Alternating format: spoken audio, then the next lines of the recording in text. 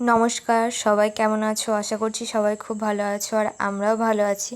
তো আজকে আমি আর মানসী একটু বেরিয়ে পড়েছি একটু ঘোরার উদ্দেশ্যে। তো চলো কোথায় যাচ্ছি দেখতে পাবে একটু পরেই।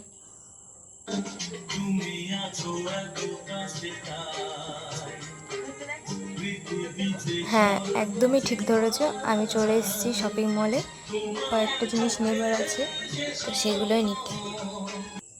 গাইজ, আমরা এখানে ট্রায়াল দিতে আসিনি, আমরা ছবি তুলতে এসেছি। না না, এটা নেব, এইটা। আর মানুষই নিচ্ছে যে কোনো একটা, দুজনেরই সেম সেম পছন্দ হয়েছে। এটাই বুকের জায়গাটা, ডিজাইনটা একটু আলাদা। তো চলো ট্রায়াল দিয়ে নিই। তো গাইজ, আজকে পঞ্চমী, সবাই ঠাকুর দেখতে বেরিয়েছে আর আমরা শপিং করতে এসেছি।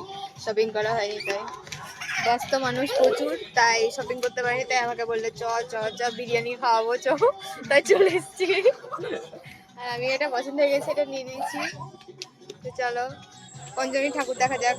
আমাদের যা যা নেবার ছিল আমরা সব কিছু নিয়ে এদিকে বিল পেমেন্ট করে সব কিছু কমপ্লিট করে এবার এটা আমাদের চেকিং হচ্ছে, তারপরে আমরা বেরিয়ে গেছিলাম বাড়ি যাওয়া বলে।